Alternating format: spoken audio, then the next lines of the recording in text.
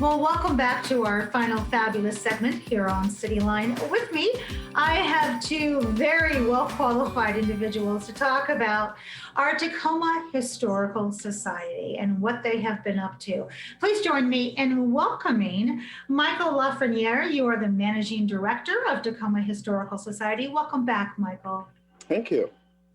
And you brought along with you a very famous face here in Tacoma, our former mayor, Bill Barsma. You are president of the board of the Tacoma Historical Society. Welcome back, Bill. It's good to see you. Thank you. Good to be back. So let's talk about, Bill, that Tacoma Historical Society has moved. Yes. A new location. Tell us about the new site and why the move. Well, we moved from the Prefontaine building. We love being there. It's a historic building right on Civic Avenue, storefront. But we just ran out of, well, a number of reasons. First, we ran out of space. We had a little over 3,000 square foot available there. And it just was not big enough for our collection. Secondly, we were sharing our HVAC system with the restaurant next door, which created challenges with our archives. And third, the rent went up, actually doubled on us. The owner wanted to charge market rate. We had a very nice deal for us. So we were looking for a new location. We found what we think is an excellent one at 406 Tacoma Avenue South, very close to Wright Park, 6,000 square feet, all on one floor, not separated into two suites, as was the case at the Prefontaine building. Off-street parking, so that people have access. And we're still working on the building. There's still things to be done.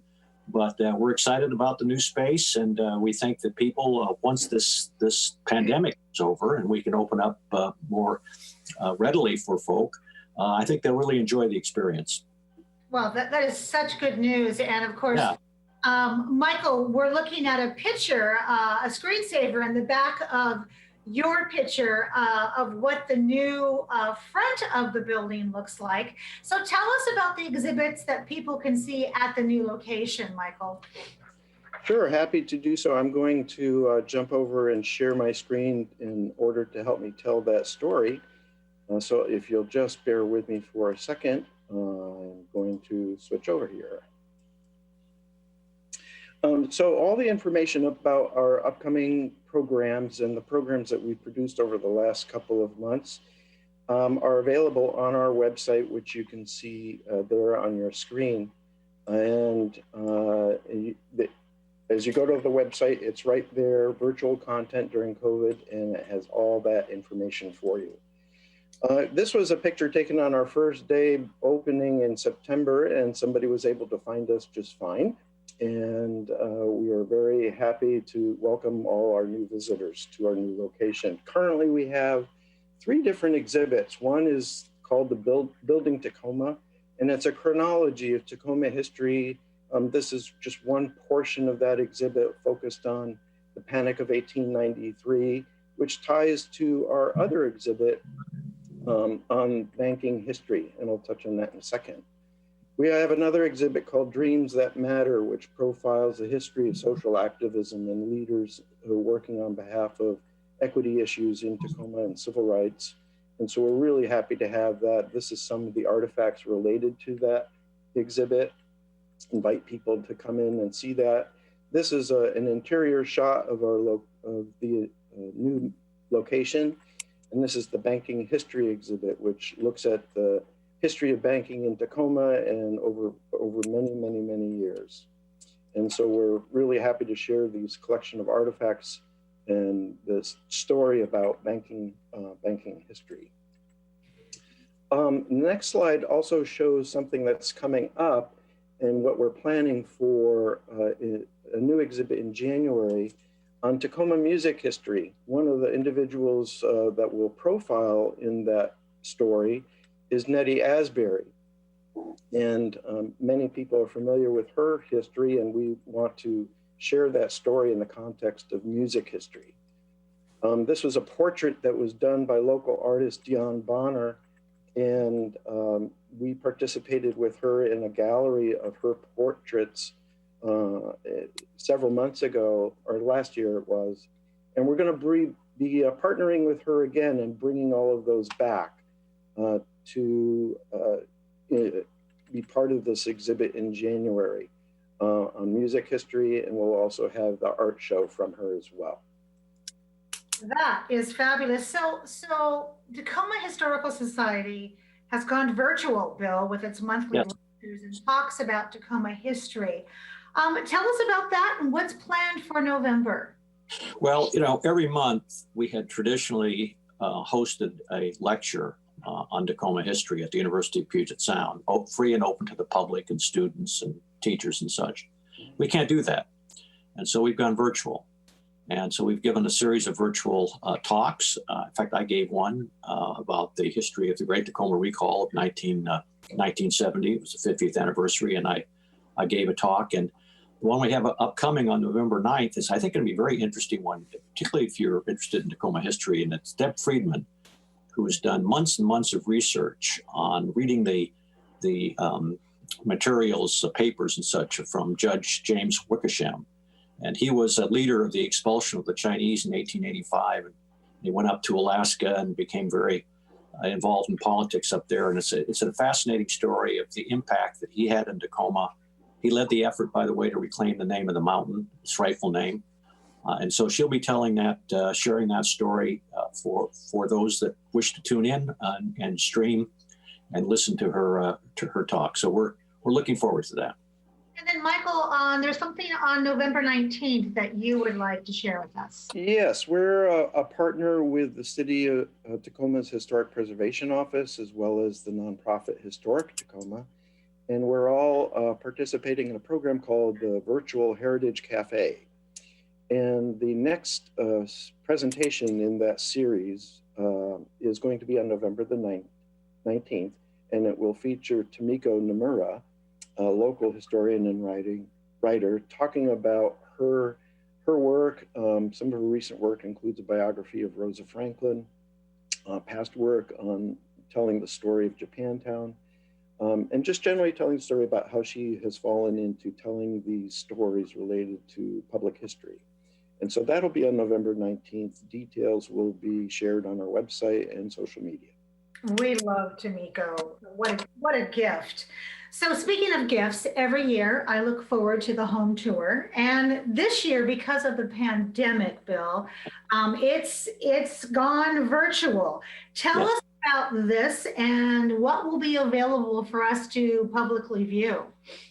Well, first off, of course, our tour of historic homes is one of the biggest events that we have each and every year. Thousands of people actually look forward to this. The first weekend of May, we had a great lineup of homes this year, but we had to cancel it because of the pandemic. And so we've gone virtual. And so the people have the opportunity to actually see some of the important homes that we've showcased in the past in the Stadium Seminary District. So we'll have images of the homes and a narration. And in one case, with camera in tow, I actually go into one of the homes. This is the Bath Mansion, and it's been on our tour a number of times. What's interesting about that particular home, and the reason we went into it, is that the owners had recovered an incredible table, dining room table, that was made in Germany, carved in Germany, and brought over by Mr. Bath. What's significant about that table is that Mr. Bath and Henry Ford sat at that table, with Ford trying to convince him to invest in the Ford Motor Company. And Mrs. Bath was so turned off by Henry Ford. He was not a nice person. He had all sorts of character flaws, one could say, that she convinced her husband to invest in a gypsum company, which went bankrupt. And so the Ford Motor Company went elsewhere. And as you say, the rest is history. So you'll have a chance to actually see that table, and we'll talk about the significance of it, plus a number of other homes. Wow. We'll talk Stadium High School, and we'll talk about the person who actually convinced the school district into making the ruins of a hotel into a great high school. We'll tell a number of stories, and you'll see some homes. So we're doing the best we can virtually, and I think people will be excited by it. Well, I think so too, because Tacoma loves their history. And speaking of her story, as I'm going to refresh your memory, fundraiser last year, but this year it's going to be something special in December, and it's going to be virtual. It is the second week in December. It'll be a virtual event. We'll have a kind of an online silent auction but also we're going to stream the film Eyes of the Totem. Yes. Filmed in Tacoma in 1926, and we'll have that available. I want to thank John Bayman, the composer of the score, who was kind of waived all of the legal obligations in terms of using the score with the film. Thank you, John. You'll have an opportunity to contribute to the Historical Society and see the film. We will also thank our primary sponsor, Tacoma Public Utilities. And a little side note, 1926 was one of the most important years in the history of TPU. And it was that year that the Cushman project fired up, where President Coolidge flipped a switch and turned on the generator. So 1926 was a big year. Eyes of the Totem, people have a chance to see what Tacoma looks like in 1926. It'll be a fun evening. We're looking forward to presenting this to folks. I love that. It sounds like a great time. Now, Michael, in this last few minutes here, who do we need to thank for all of this move and for all of this activity? And give us one snippet about a future plan for Tacoma Historical Society. Well, sure. Without question, we couldn't be where we are today without the support of our board of directors. And they've been exceptional in really helping us to find a new location and get us going at our new spot. I also want to give a shout out to Bill here, who has just been tremendous in helping us to develop a number of different virtual programs since the beginning of the year. So we really appreciated his efforts in that regard. But without the support of people like Bill and board members like Kelly Bennett, who helps us with membership, Andrew Kuplis, who is our treasurer, people like this really keep us going. And we've also had tremendous support from the city and the Tacoma Creates funding program, as well as Humanities Washington. And without that kind of support, we wouldn't be where we are right now in bringing all these new programs to our members and the general public. So it's really caused this situation we're in has really enabled us to innovate and bring new and different kinds of programming to the public. And that's been the upside of it all. Well, that wraps up another great segment of Cityline. It's always a pleasure to be in your home, zooming from my kitchen. We've given you some great things to think about in another October Art Month that's happening as we speak. So go out there, be a part of the tapestry, and remember to vote. Also, to wear your mask, wash your hands, and of course, socially distant. And when we come back, as always, I'll be waiting for you right here at Cityline. Take care.